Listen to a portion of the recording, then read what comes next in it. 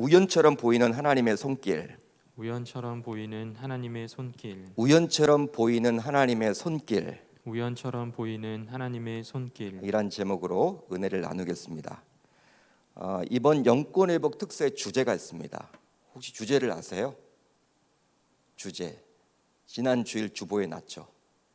포스터로 붙어 있는데 혹시 기억하십니까? 하나님의 일하심을 보라입니다. 하나님의 일하심을 보라. 그렇다면 하나님은 어떻게 일을 하실까요? 어떤 방식으로 일을 하시는가? 여러분 궁금하지 않으시지 않습니까? 저는 몹시 궁금하더라고요. 물론 하나님께서는 다양한 방식으로 일을 하겠죠. 딱 무엇이다라고 그렇게 정의를 내릴 수는 없을 것 같아요. 여러 다양한 방식, 우리 이성적인 그런 사고로 그렇게 이해될 수 있는 방법도 있지만 이성적인 사고로 이해할 수 없는 영역, 그런 방법으로도 분명히 역사를 하시고 일을 하실 겁니다.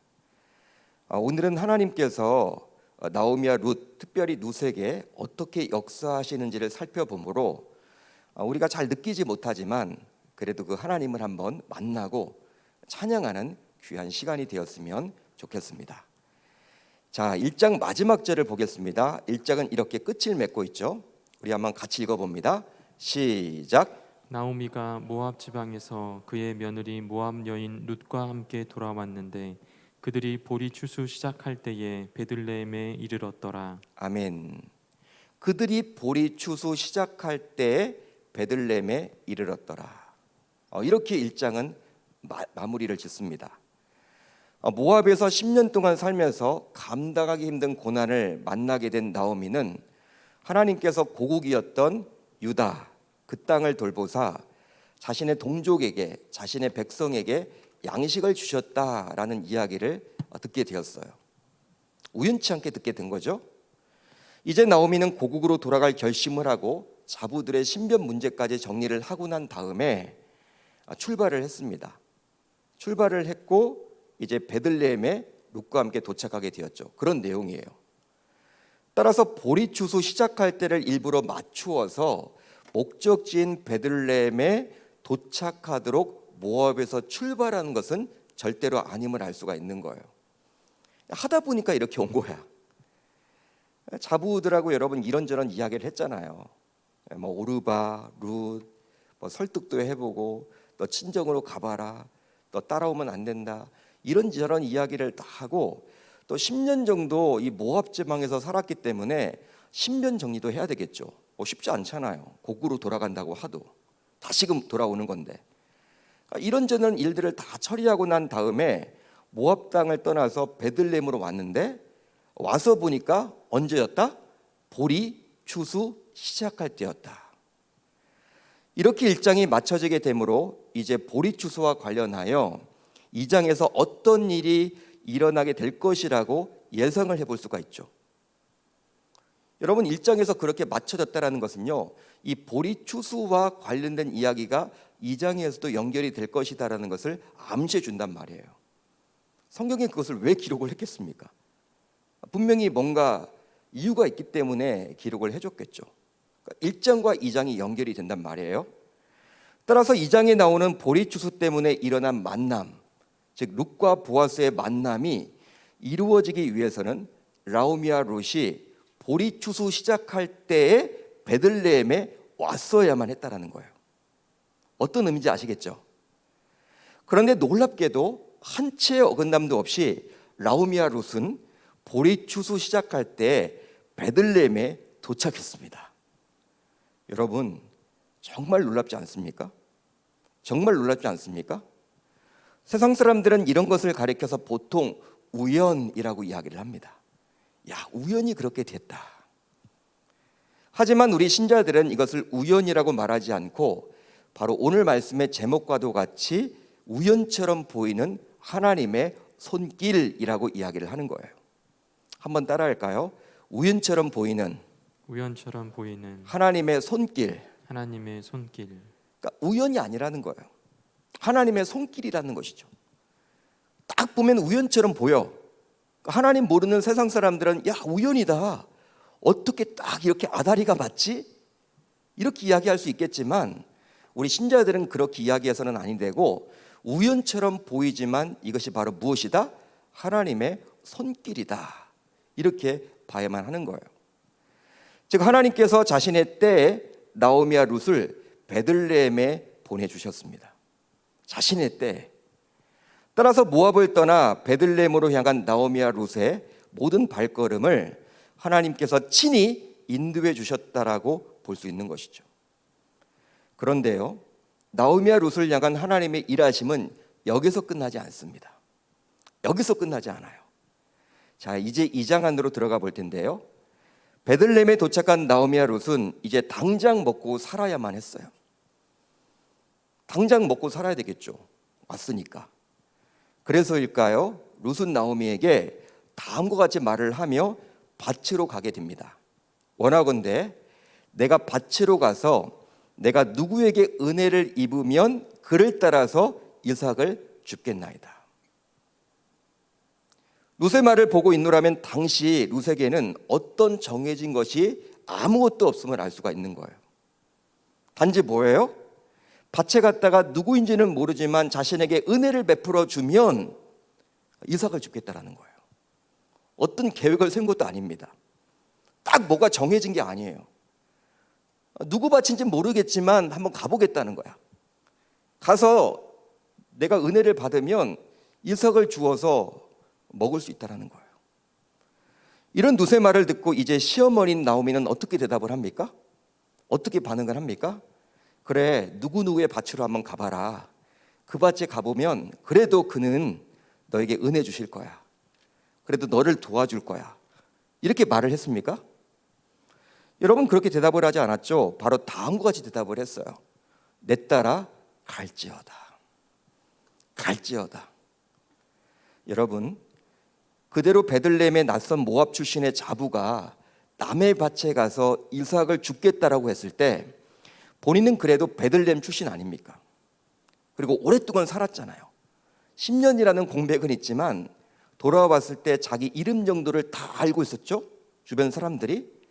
그렇기 때문에 이 여러분 모든 것들이 낯선 이 자부가 나가서 이삭을 줍겠다고 했을 때 자신을 여러분 아는 상황인지라 자신을 아는 자들이 있는 상황이잖아요. 그렇기 때문에 자기를 도와줄 사람들을 떠올려서 야, 그 집에 한번 가봐라. 그 집 밭에 가봐라. 그러면 도와줄 거야. 이렇게 말할 수 있는 거잖아요. 그렇잖아요, 여러분. 아니, 모압 여인 이 베들레헴에 여러분 와서 뭘 하겠다라는 거예요. 모든 게 낯설 텐데 언어도 다르고 풍습도 다르고 의무도 다르고 나가서 그냥 이삭을 줍겠다고 하는데 시어머니가 맞다면 그래도 거기서 살아왔고 자기랑 친한 자들이 있을 거 아니에요. 야, 그 집에 가면 그래도 그 집 밭에 가면 그래도 모른 척하지 않을 거야. 은혜 줄 거야. 도와줄 거야. 그 집에 한번 가봐. 그렇게 말할 수 있는 거 아닙니까? 하지만 나오미는 그냥 룻에게 가라고만 했어요. 그냥 가라. 그래서 결국 룻은 이삭을 죽으러 누구의 밭인지는 모르지만 밭으로 향했죠.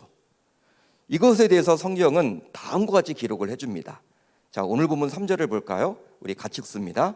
시작. 룻이 가서 베는 자를 따라 밭에서 이삭을 줍는데 우연히 엘리멜렉의 친족 보아스에게 속한 밭에 이르렀더라. 성경은 지금 어떻게 기록을 해주고 있습니까? 룻이 죽은 시아버지인 엘리멜렉의 친족 보아스의 밭에 우연히 가게 되었다라고 기록을 해주고 있어요. 그렇다면 이것은 정말 성경에 나온 대로 우연히 일어난 일일까요?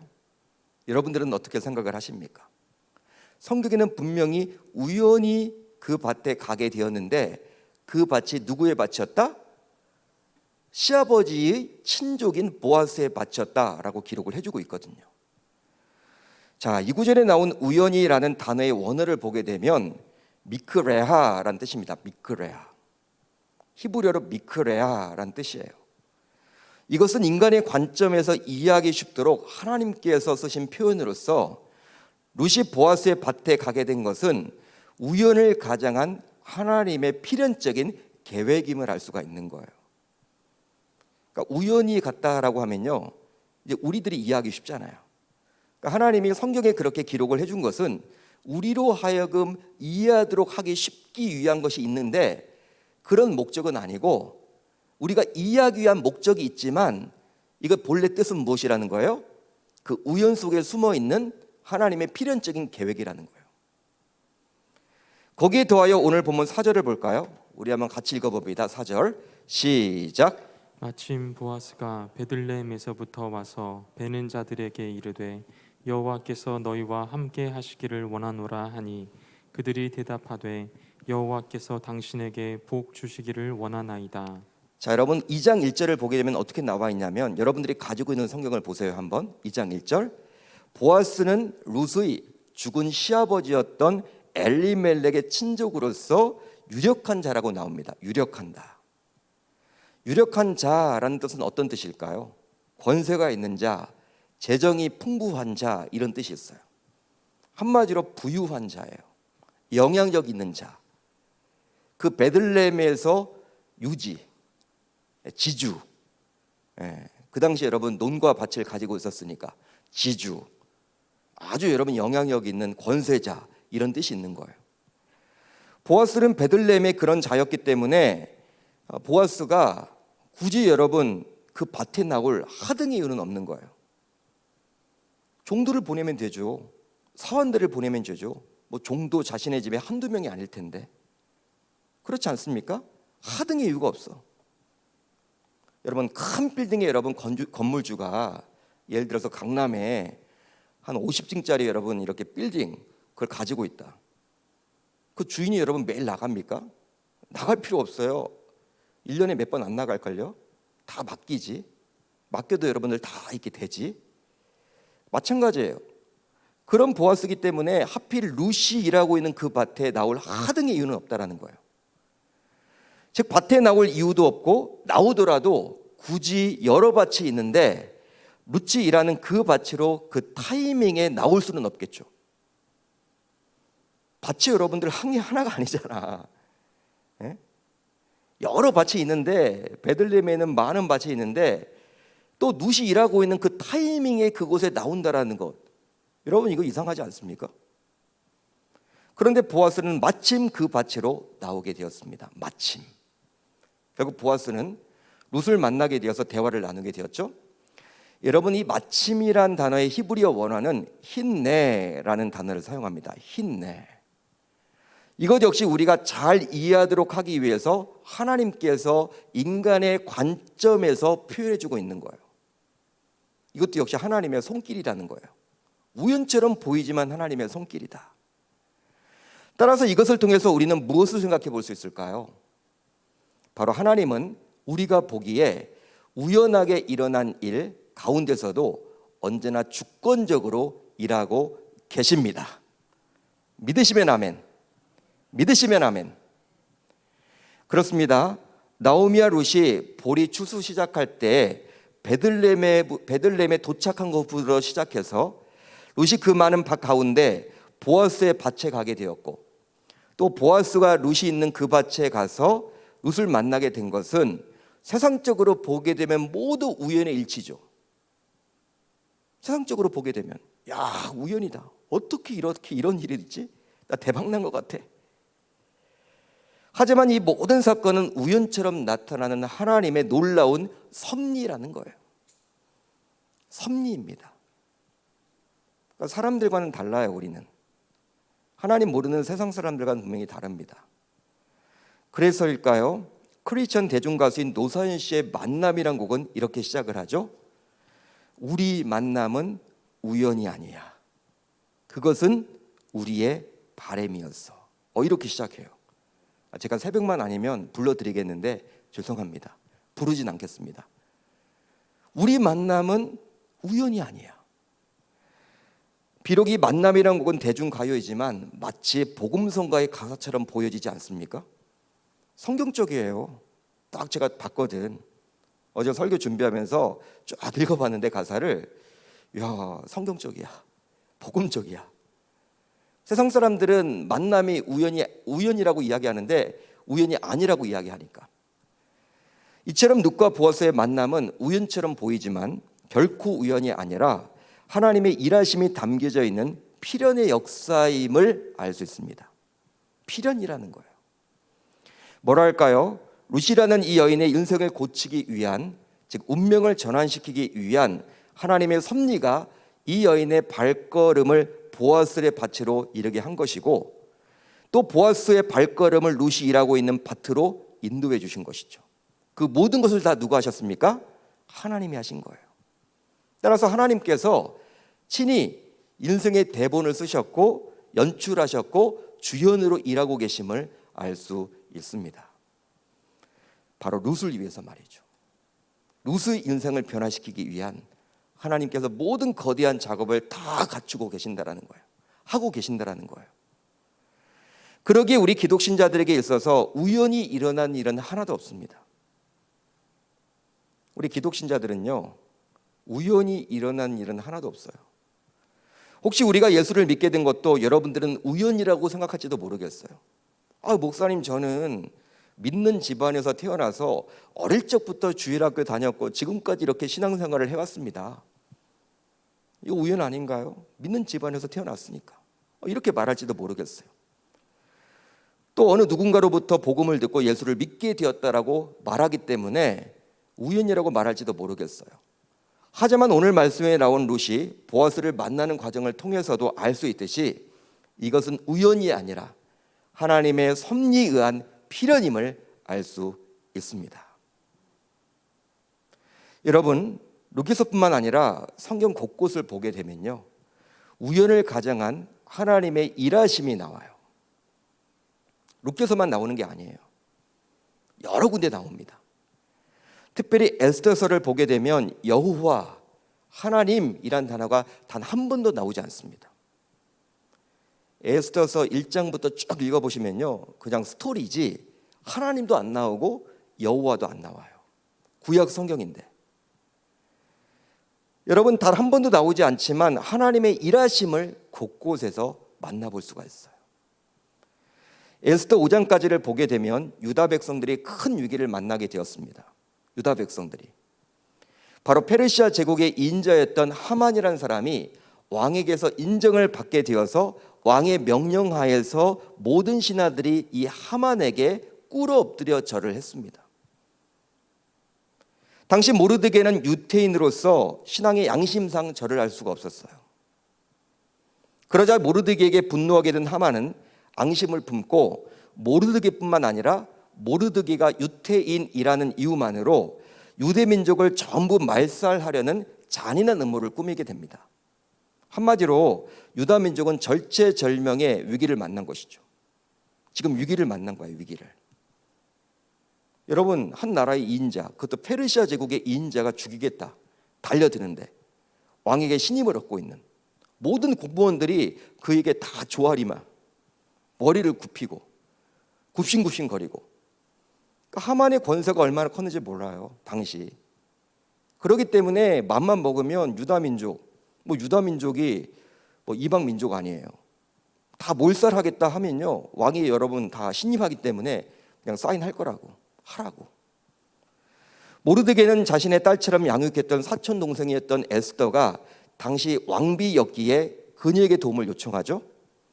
하지만 아무리 왕비라고 하지만 왕이 부르지 않았는데 왕 앞에 나가는 것은 죽을 위기를 각오해야만 했습니다. 더욱이 당시 왕은 하만을 2인자로 세워서 무한한 신뢰를 보내고 있는 입장이었기에 설령 왕이 부른다 하더라도, 자신을 부른다 하더라도 왕비로서 하만에 대해서 부정적으로 이야기한다라는 것은요, 쉽지 않은 일이에요. 아무리 왕의 신뢰를 받는 왕비라 할지라도 이건 정사에 관련된 일이야. 내명부가 외명부 일을 간섭해서는 안 돼, 여인이. 그만큼 당시 페르시아 제국 내에서 하만의 영향력은 대단했음을 알 수 있습니다. 그런데 그때 5장까지가 그런 내용이거든요. 6장 사건이 일어나게 되었어요. 6장에 사건이 일어나게 되었어요. 자, 6장 1절로 3절을 볼까요? 우리 한번 좀 길지만 같이 읽어봅니다. 시작. 그날 밤에 왕이 잠이 오지 아니하므로 명령하여 역대 일기를 가져다가 자기 앞에서 읽히더니 그 속에 기록하기를 문을 지키던 왕의 두 넷이 빅다나와 데레스가 아하스웨로 왕을 암살하려는 음모를 모르드게가 고발하였다 하였는지라. 왕이 이르되 이 일에 대하여 무슨 존귀와 관작을 모르드게에게 베풀었느냐 하니 측근 신하들이 대답하되 아무것도 베풀지 아니하였나이다. 5장 마지막 부분을 보게 되면 어떤 내용이 나오냐면, 이게 6장이잖아요. 하만이 모르드게를 매달아 죽일 나무를 준비했던 그날 밤이에요. 이제 다음 날이 되면 왕의 사인을 받아서 하만이 이 모르드게를 나무에 달려고 했어요. 그날 밤에 지금 이런 일이 벌어진 거예요. 6장 1절이 그렇게 시작하죠. 그날 밤에. 그런데 그날 밤 페르시아 제국의 왕이 잠이 안 오는 거예요. 잠이 오지 않았습니다. 그런데 왕은 무슨 이유인지는 몰라도 평소와는 달리 잠을 청하지 않고 역대 일기를 가져다가 읽었어. 그것도 이상하죠? 잠은 안 올 수 있다고 쳐요. 뭐 불면증이 있나 보지. 근데 평소에는 다른 짓 했는데 잠을 자야 될 거 아니야. 뜬금없이 갑자기 역대일기를 가져올 생각을 해. 그 읽기 시작해. 여러분, 그 역대일기가 얼마나 방대한 내용이겠습니까? 여러분, 조선왕조실록 직접 본 적 있으세요? 방대하잖아요. 그런데 놀랍게도 하필 왕은 이전에 모르드게가 왕의 암살을 미리 막아준 그 기록을 읽게 된 거예요. 그 많디 많은 방대한 기록 가운데 한마디로 예전에 왕은 모르드게의 도움으로 생명을 구할 수가 있었거든요. 이제 왕은 이 공로를 인정받아서 모르드게가 과연 무슨 상을 받았는지를 물어요, 측근들에게. 그러다 측근들이 어떤 이야기 합니까? 아무것도 받지 않았다라는 거예요. 공로를 인정해 주지 않았다라는 거예요. 이 사건 뒤로 왕은 모르드게를 높이게 되었고 하만의 간구한 계략이 만천하에 알려져서 모르드게를 달아 죽이려 했던 그 나무에 결국 하만이 달려서 죽게 되었습니다. 반전이 일어난 것이죠. 그뿐만이 아니라 유다 백성들은 생명을 구할 수 있게 되었어요. 여러분, 한번 생각을 해봅시다. 이제 생각을 해보자고요. 하필 왜 왕이 그날 밤에 잠이 오지 않았을까? 왜 그날 밤에 잠이 오지 않았을까? 전날 잠이 안 왔어도, 다음 날 잠이 안 왔어도 될 텐데 하필 왜 그날 밤인가? 또 왕이 그날 밤에는 잠을 청하지 않고 왜 역대일기를 보려고 했을까? 그리고 어떻게 역대일기 가운데 그 방대한 분량 가운데 그 모르드게가 기록되어 있는 그 내용을 보았던 것일까? 다음 날이 되면 이제 하만은 왕에게 청하여 모르드게를 나무에 달아 죽일 생각이었는데 그 타이밍에 어떻게 그렇게 했을까? 다음 달이 되기 전에 그날 밤에 이렇게 역사가 나타난 것일까? 이거 누가 한 거예요? 누가 한 겁니까? 이거 우연히 일어난 일입니까, 여러분? 그렇게 생각하세요? 그렇지 않죠.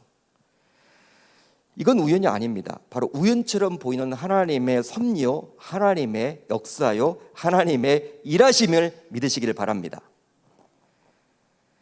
즉 자신의 선민인 유다 민족을 살리고자 하나님께서 친히 역사해 주신 것이죠. 그러기에 우리는 우연히 일어날 것 같은 일들을 가벼이 보아서는 결코 아니 될 줄로 믿습니다. 오히려 그 속에 담겨진 하나님의 손길이 있지는 않은지 하나님께 묻고 하나님께 기도하는 것이 중요한 거예요. 그렇다면 이런 우연처럼 보이는 하나님의 손길이 있음을 인정하는 우리 신자들은 이제 어떻게 살아가야만 할까요? 이것이 중요하겠죠.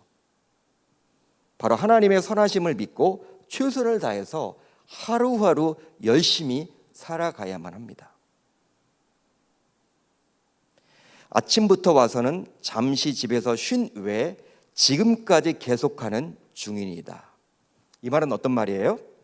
밭의 주인이었던 보아스가 그의 종들에게 룻에 대해서 묻자 그 종들이 룻에 대해서 말해준 내용이에요. 한마디로 어느 누구보다도 룻이 성실하고 열정적으로 일을 한다는 것이죠. 성실이 중요한 거야. 그 일을 열심히 하는 거야. 여러분들 보세요. 잠시 집에서 쉰 외에 지금까지 계속 일을 하고 있다. 여러분, 노닥거리지 않았다. 농땡이 피지 않았다. 그 일을 정말 최선을 다해서 했다. 그런 뜻 아닙니까? 여러분, 룻의 삶에 대한 태도를 한번 보십시오. 그녀는 우연히 일어나는 일들 속에서 그것이 과연 하나님의 일하심인지를 정확히 알지는 못했어요. 그렇죠? 우리가 여러분 열심히 살다 보면요, 이게 하나님의 일하심인지 뭔지 모른단 말이야. 룻도 당연히 마찬가지지. 배고팠기 때문에 또 며느리로서 뭐 시어머니를 이렇게 나가서 일하라고 못하니까 자기가 한 거야. 열심히 한 거야, 일을. 하지만 그녀는 자신에게 주어진 일을 묵묵히 최선을 다했죠. 그것이 바로 믿는 신자의 삶의 태도여야 합니다. 하지만 안타깝게도 보통의 경우 우리 신자들이 놓치기 쉬운 것이 있어요. 바로 무엇이냐면 하나님께서 친히 섭리 가운데 모든 것을 주관하시기 때문에 우리 신자들은 할 일을 하지 않고 가만히 있어도 된다, 이렇게 여기기 쉽다라는 거예요. 제가 아는 목사님은 이제 여러분 지금 사역지가 없으세요. 사역지가. 저보다 형님이시기 때문에 말을 해드리고 싶어도 말을 좀 못하겠어. 뭐라도 여러분 해야 될 거 아니야. 열심히. 예? 뭐 지원도 해보고, 다른 교회 여러분 지원도 해보고, 뭐든지 여러분 뭐 개척하려면 사람들을 만나기도 하고, 또 선교사를 가려면 뭔가 지원도 훈련도 받고 해야 될 텐데 아무것도 안 해. 그냥 하나님이 자기를 인도해 주실 거래. 기도만 해. 나 이게 답답한 거야. 뭐라도 해야 되는데, 형님 좀 뭐라도 하십시오 말하고 싶은데 제가 그럴 용기가 없어. 좀 엄한 형님이거든. 그런 분들이 있어요. 우리 주변에도. 뭐 하나님이 알아서 해주실 거야. 하나님이 알아서 해주시죠. 뭐라도 해야지. 열심히 해야지. 여러분, 믿는 신자들은요, 남들보다 더 열심히 해야 되는 거예요. 최선을 다해서 해야 되는 거예요. 예전에 처음에 선교사님들이 한국 교회 들어와서, 여러분 교회를 처음에 세웠을 때 유교 문화 아닙니까? 이 양반들은 처음에 교회 안 다녔어요. 그 쌍것들이 다니는 교회다. 쌍것들하고 여자들만 다닌다. 하면서 양반들은요 교회 안 다녔다고 처음에. 근데 종들이 다니고 나서 달라져. 지금까지 농땡이를 피웠던 종들이 이제 주인이 안 보는 가운데서도 열심히 일을 하는 거예요. 정직하게, 성실하게, 교회에서 배운 대로. 주인이 관심을 갖죠. 야, 이거 왜 이렇게 달라진 거야? 왜 이렇게 달라졌지? 삶이 달라진 거야. 그럼 뭐가 있나 보다. 그때부터 여러분들이 양반들이 가기 시작했어요. 하나님은 그런 방법으로 일을 하세요. 바로 하나님께서 신이 섭리 가운데 모든 것을 주관하시기에 우리 신자들은 할 일을 하지 않고 가만히 있어도 된다고 여기기 쉬운데, 하지만 이것은 지극히 잘못된 것임을 오늘 본문에 나오는 룻의 태도를 통해서 알 수 있는 것이죠. 그렇습니다. 우리는 우연을 가정한 하나님의 은혜가 분명히 있음을 알기에 그 은혜가 임하도록 항상 끼어서 기도해야만 합니다. 거기에 더하여 기도만 해서는 안 되고, 거기에 더하여 우리는 룻처럼 최선을 다해서 주어진 삶을 살아내야만 하는 거예요. 그것이 설령 이삭 죽기와 같은 지극히 하찮게 보이는 일이라도 열심히 하다 보면 그 가운데 하나님의 일하심을 경험하게 되는 거예요. 즉 사과나무 밑에서 사과나무가 떨어지기만을 기다렸듯이 그렇게 살아서는 안 된다는 거예요.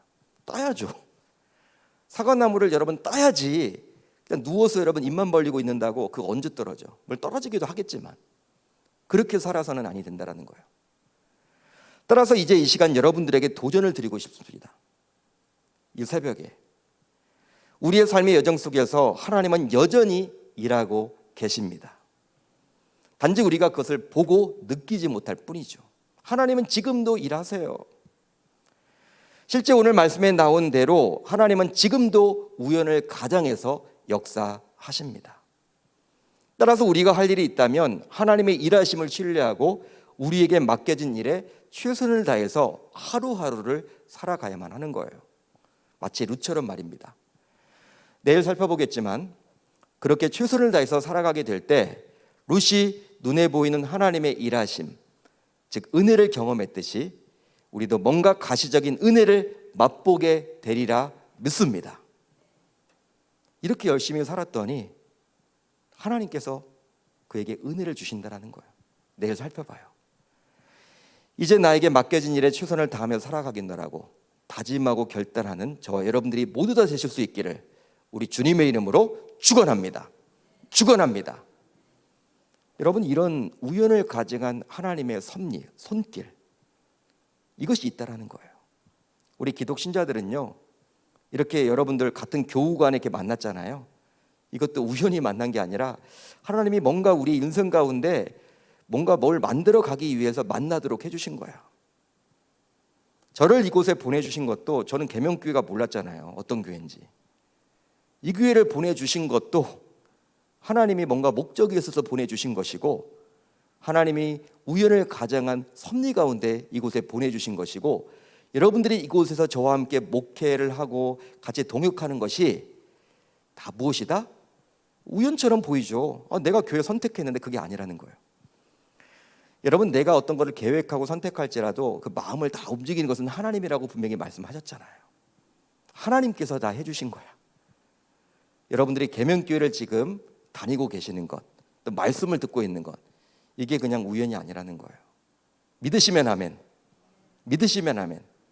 그러니까 하나님께서 뭔가 목적이 있어서 다 보내주셨기 때문에 그 목적이 뭔지는 모르지만 우리는 순종하면서 오늘 본문에 나와 있는 그냥 누순 이삭만 줍는 거야. 열심히 이삭만 줍죠. 자기 일에게. 이삭 줍는 게 여러분 뭐라고? 우리는 뭐 거창한 것만 여러분 이게 하나님의 일이라고 생각을 하잖아요. 그게 아니에요. 자신에게 맡겨진 일에 최선을 다하다 보면 그건 하나님께서 여러분 주신 은혜죠. 또 그 가운데 은혜를 맛볼 수 있는 거죠. 내일 그런 내용이 나와요.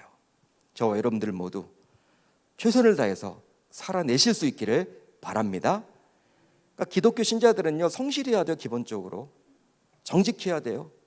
성실하고 정직하면요, 여러분 세상 사람들은 그것 때문에 복 받는다고 하지만 우리는 여러분 그걸 복 받으려고 하는 것이 아니라 하나님의 은혜를 알고 우연처럼 가정한 하나님의 일하심, 역사, 섭리를 알기 때문에 우리는 매일매일 최선을 다해서 살아내야 하는 거예요.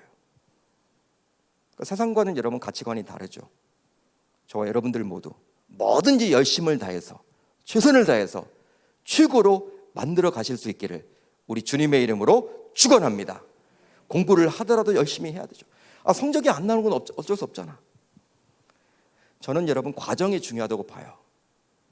과정은 최선을 다하되 그 결과는 하나님 앞에 맡기는 우리 인생이 다 될 수 있기를 우리 주님의 이름으로 축원합니다. 그러니까 여러분 뭐든지 열심히 해야 돼요.